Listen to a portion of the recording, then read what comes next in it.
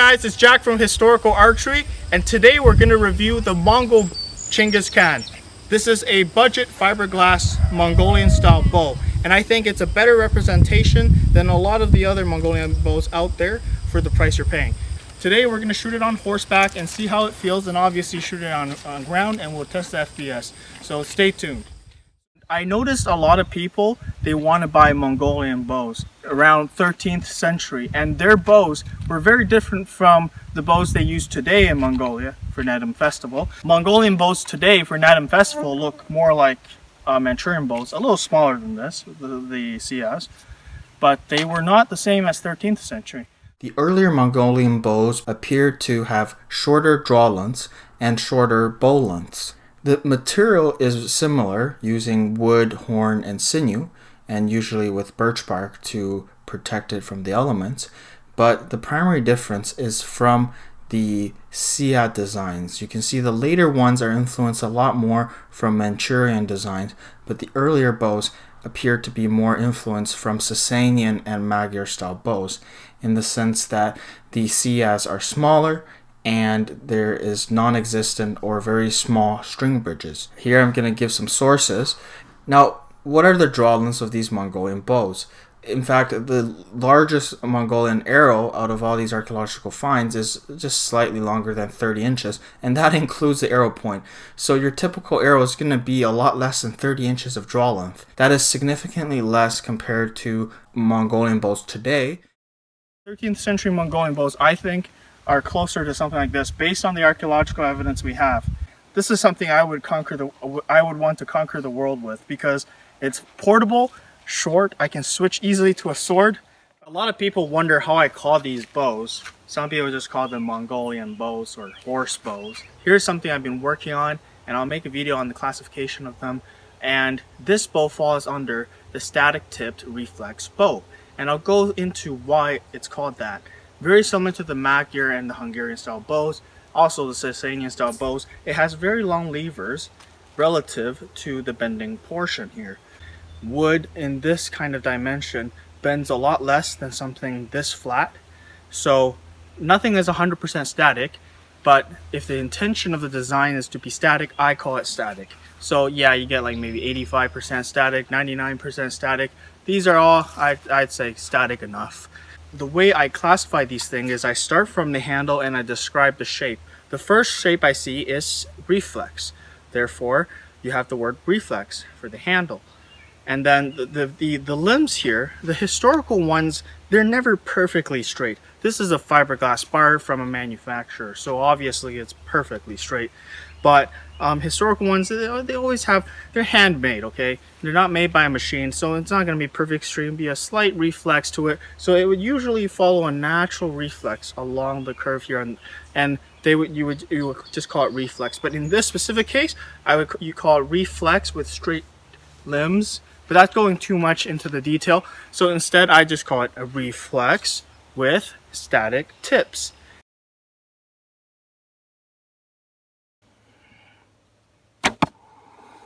.182 FPS. 182 FPS with the 45-pound bow. Wow. 192 FPS with the 45-pound bow. 177. Did you pull far on the 190? Mm-hmm. Must have. Wow, 183 FPS. This is a fast bow. 178. I think it's around 51-ish at 30 inches. 52 pounds. 186, 185. 205 FPS. That's crazy. On a 32-inch draw length? About, yeah.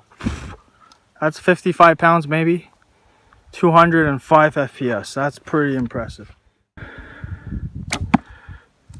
143 FPS on a 25-pound bow. 143. 144 FPS. 144 FPS on a 25-pound bow. That's pretty impressive, I'd say. 143 FPS. That goes. Wow.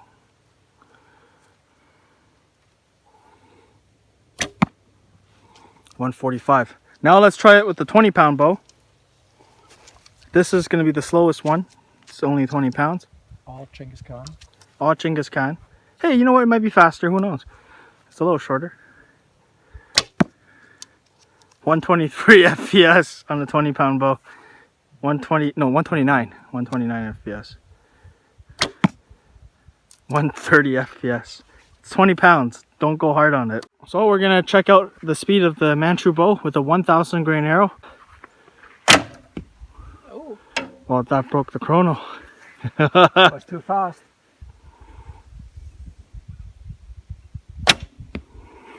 150. 150 FPS on a 1,000 grain arrow.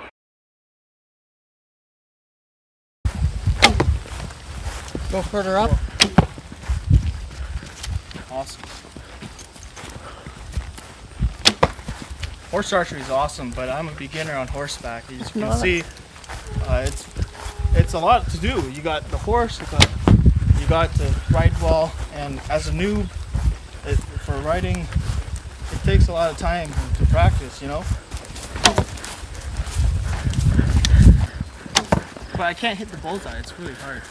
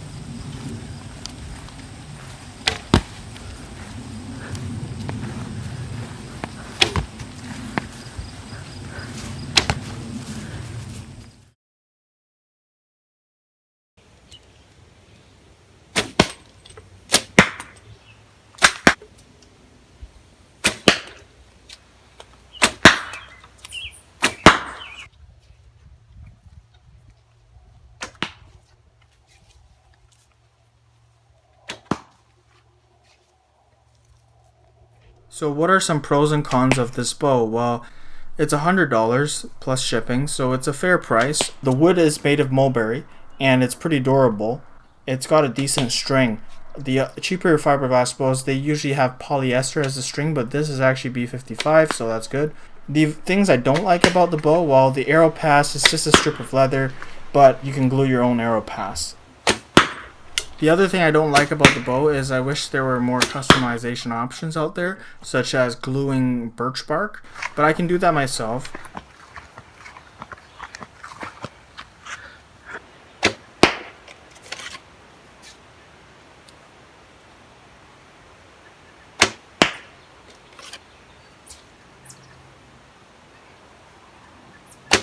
And I think it's a great price for what you're getting.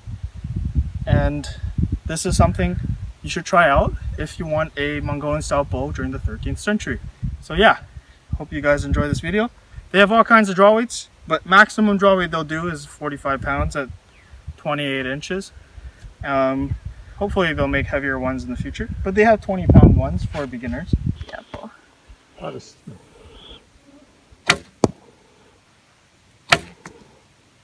What do you think? Okay. Thank you.